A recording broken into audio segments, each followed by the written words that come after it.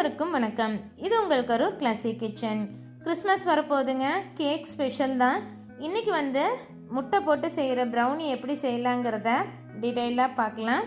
வாங்க வீடியோக்குள்ளே போகலாம்.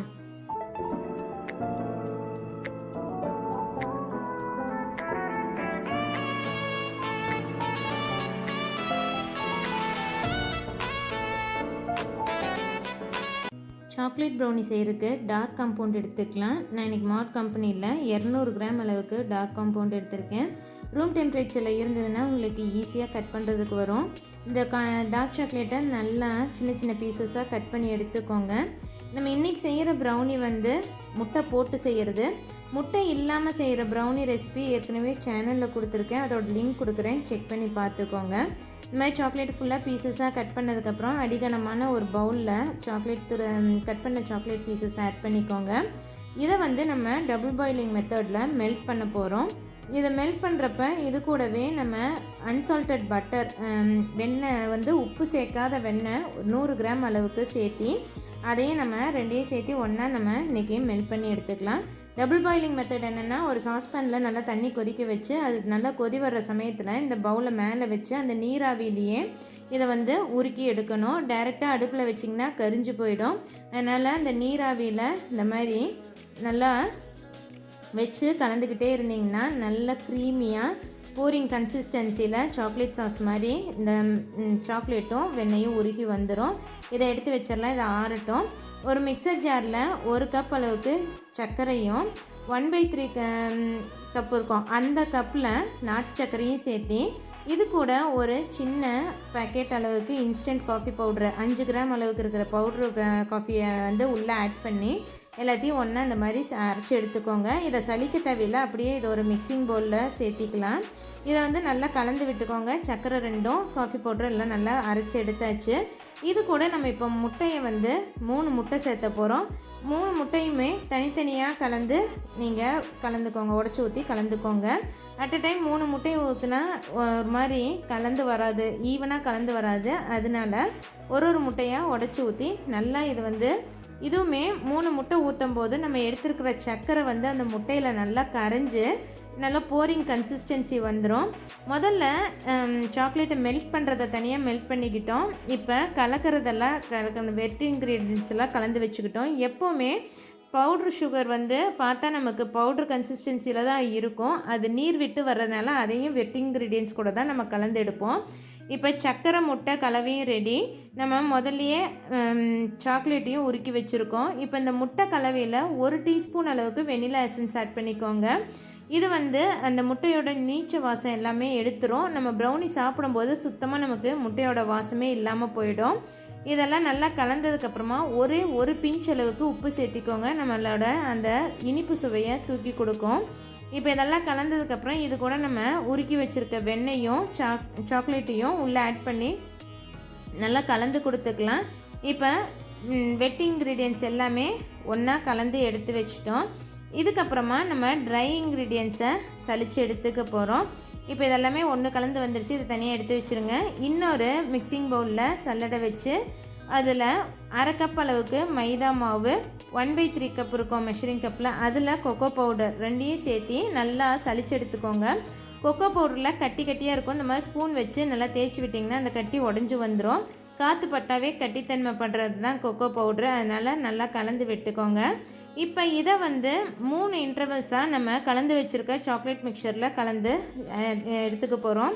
ரொம்ப விக்ரஸாக போட்டு கலக்காமல் ரொம்ப ஸ்மூத்தாக கட் அண்ட் ஃபோல்டு மெத்தடில் இந்த பவுட்ரு எல்லாமே சாக்லேட் கூட கலந்து வர்ற மாதிரி கலந்து எடுத்து வச்சுக்கோங்க. நான் முட்டை சேர்த்து செய்கிறது தான் இந்த ப்ரௌனி. முட்டை இல்லாமல் செய்கிற ப்ரௌனி ஏற்கனவே சேனலில் வீடியோ கொடுத்துருக்கேன். அந்த லிங்க் டிஸ்கிரிப்ஷன் பாக்ஸில் கொடுக்குறேன், செக் பண்ணி பார்த்துக்கோங்க. அதே மாதிரி உங்களுக்கு வேணும்னா இதில் நட்ஸ் ஆட் பண்ணிக்கலாம். நான் இன்றைக்கி நட்ஸ் ஆட் பண்ணி தான் செய்ய போகிறேன். பொடியாக நறுக்கின முந்திரியும் பொடியாக நறுக்கின பாதாமும் எடுத்திருக்கேன். உங்களுக்கு வேணும்னா வால்நட், பிஸ்தா எது வேணாலும் ஆட் பண்ணிக்கலாம். ரெண்டுமே 2 டீஸ்பூன் ஆட் பண்ணி நல்லா கலந்து விட்டுக்கிறேன். இதை கலந்து விட்டு மேலே நீங்கள் ட்ரேயில் ஊற்றினதுக்கப்புறம் மேலேயும் தூவி நீங்கள் டெக்கரேட் பண்ணி எடுத்துக்கலாம். நான் இன்றைக்கி ஸ்கொயர் பேன் தான் எடுத்திருக்கேன். இதுக்கு பார்ச்மெண்ட் பேப்பர் போட்டு நல்லா க்ரீஸ் பண்ணிவிட்டு அதில் மைதா மாவு போட்டு டஸ்ட் பண்ணி வச்சுருக்கேன். நம்ம கலந்த மிக்சரை இதில் 3/4 அளவுக்கு மட்டும் ஊற்றிக்கோங்க. நான் இன்றைக்கி சொன்ன அளவு வந்து உங்களுக்கு ஒரு ட்ரே கரெக்டாக வர்ற அளவுக்கு தான் நான் உங்களுக்கு சொல்லியிருக்கேன். ஆனால் நான் மாவு கலந்தது வந்து எக்ஸ்ட்ரா கலந்துருக்கேன் இன்னொரு பேட்ச் செய்கிறதுக்கு. அது வந்து இந்த கப் கேக் மோல்டில் நான் ஊற்றியிருக்கிறேன். அது வந்து எப்படி வருதுன்னு ட்ரை பண்ணலாங்கிறதுக்காக தான் இந்த கப் கேக் வந்து மோல்டில் ஊற்றியிருக்கேன். அவனை வந்து 180 டிகிரி செல்சியஸில் பேக் மோடில் 30 நிமிஷம் ப்ரீஹீட் பண்ணிக்கோங்க. ப்ரீஹீட் பண்ண அவனில் சென்டர் ரேக்கில் இந்த ப்ரௌனி ட்ரே வச்சுட்டு இதை வந்து அதே 180 டிகிரி செல்சியஸ் பேக் மோடில் 40லேருந்து 45 நிமிஷம் நல்லா பேக் பண்ணி எடுத்துக்கலாம். 45 நிமிஷம் ஆனதுக்கப்புறமா ஒரு 5 மினிட்ஸ் to 10 மினிட்ஸ் உள்ளேயே ரெஸ்டிங் டைம் விட்டுட்டு அதுக்கப்புறம் எடுத்து வெளியே வச்சு நல்லா ஆற விட்டு இதை அதுக்கப்புறம் தான் கட் பண்ணணும். கிட்டத்தட்ட ஒரு 4லேருந்து 5 மணி நேரம் இந்த ப்ரௌனியை டிஸ்டர்ப் பண்ணாமல் வச்சுருங்க. அதுக்கப்புறம் பீஸ் போட்டிங்கன்னா தான் உங்களுக்கு பீஸ் வந்து கரெக்டான சைஸில் ஷேப்பில் வரும். இப்போ எல்லாமே நல்லா ஆறி வந்துருச்சு. ஃபஸ்ட்டு கப் கேக்கில் மோல்டில் ஊற்றின ப்ரௌனியை வந்து அன்மோல்ட் பண்ணி பார்த்துடலாம். சிலிக்கான் மோல்டுங்கிறதுனால சீக்கிரம் ஈஸியாக ரிமூவ் ஆகி வந்தது. இதே பேப்பர் மோல்டாக இருந்தால் நீங்கள் அப்படியே எடுத்துகிட்டு சாப்பிட்ற மாதிரி தான் இருக்கும். மேலே பார்த்திங்கன்னா நல்லா சாக்லேட் எல்லாம் கிளேஸ் ஆகி உள்ளே வந்து ப்ரௌனி வந்து நல்லா சியூயாக நல்லா ஒரு ஃபஜ்ஜியாக இருக்கும். இதை வந்து ஸ்கொயர் மோல்டையும் நம்ம அன்மோல்ட் பண்ணிக்கலாம். ஈஸியாக வந்து இந்த பார்ச்மெண்ட் பேப்பர் எடுத்துகிட்டு வந்துடுங்க. நம்ம ஏன்னா நல்லாவே க்ரீஸ் பண்ணி டஸ்ட் பண்ணி வச்சுருந்தோம். இப்போ உங்களுக்கு என்ன சைஸில் பீசஸ் வேணுமோ அந்த சைஸ் நீங்கள் பீசஸ் போட்டு எடுத்துக்கலாம். நான் இன்றைக்கி 16 பீஸ் போட்டேன். உங்கள் வீட்டில் சப்போஸ் ஓடிஜி இல்லைன்னா ஒரு நல்ல பெரிய அகலமான பேனில் நல்ல கீழே மணல் இல்லைன்னா தூள் உப்பு போட்டு ஒரு ஸ்டாண்ட் வச்சு நம்ம ஊற்றின ப்ரௌனியோட ட்ரே வந்து உள்ளே வச்சு லிட்டு போட்டு க்ளோஸ் பண்ணி ஒரு 40 மினிட்ஸ் லோ ஃப்ளேமில் வச்சு எடுத்திங்கன்னா ப்ரௌனி வெந்துடும். நடுவில் குத்தி பார்த்து வெந்துருச்சா இல்லையான்னு பார்த்துட்டு அதுக்கப்புறம் எடுத்துக்கோங்க. பாருங்கள் பீசஸ் நீட்டாக வந்திருக்கு. மேலே வந்து நம்ம போட்ட சாக்லேட் வந்து ஒரு லேயர் கிளேஸாகவும் உள்ளே வந்து ப்ரௌனி நல்லா வெந்து நட்ஸோட சைட்ஸ் எல்லாம் நல்லா கிறிஸ்பியாக இருக்கும். சாப்பிடும்போது அவ்வளோ டேஸ்ட்டாக இருக்கும்.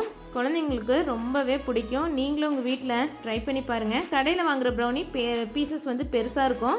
அவங்க 9 பீஸ் போடுவாங்க. நான் வீட்டில் குழந்தைங்களுக்கு சாப்பிட்றதுக்கு அளவாக இருக்கட்டும்ங்கிறதுக்காக 16 பீஸ் போட்டேன். கப் கேக்கும் ஒரு 6 பீஸ் வந்தது. குவிக்காக இதோட நியூட்ரிட்டிவ் வேல்யூ பார்த்துடலாம். நான் இங்கே உங்களுக்கு ஷேர் பண்ணியிருக்கிறது எத்தனை பீசஸோட வேல்யூன்னு பார்த்தீங்கன்னா நம்ம இன்றைக்கி 16 பீஸ் போட்டு ப்ரௌனி எடுத்தோம். அதில் 2 பீஸ்க்கு என்ன அளவு உங்களுக்கு நியூட்ரிட்டிவ் வேல்யூ வருமோ அதுதான் உங்களுக்கு நான் இங்கே ஷேர் பண்ணியிருக்கேன். நியூட்ரிட்டிவ் வேல்யூ தெரிஞ்சு நீங்கள் குழந்தைங்களுக்கு கொடுக்கும்போது ரொம்பவே சாட்டிஸ்ஃபைடாக இருக்கும். அதுக்காக தான் உங்களுக்கு எல்லாமே வேல்யூஸோடு கொடுக்குறேன். இந்த வீடியோ உங்களுக்கு பிடிச்சிருந்ததுன்னா லைக் பண்ணிவிட்டு மறக்காமல் உங்கள் ஃப்ரெண்ட்ஸ் கூடயும் ஷேர் பண்ணுங்கள். உங்கள் வேல்யூபிள் கமெண்ட்ஸ் எனக்கு போஸ்ட் பண்ணுங்கள். இது வரைக்கும் எங்கள் சேனல் சப்ஸ்கிரைப் பண்ணாமல் பார்த்துட்டு இருந்தால் சப்ஸ்கிரைப் பண்ணிவிட்டு கூடவே பக்கத்தில் இருக்க பெல் ஐக்கானில் ஆளுங்கிற ஆப்ஷன் செலக்ட் பண்ணி வச்சுக்கோங்க. அப்போ தான் எந்த ஒரு வீடியோஸும் மிஸ் பண்ணாமல் பார்க்க முடியும். தேங்க்ஸ் ஃபார் வாட்சிங்.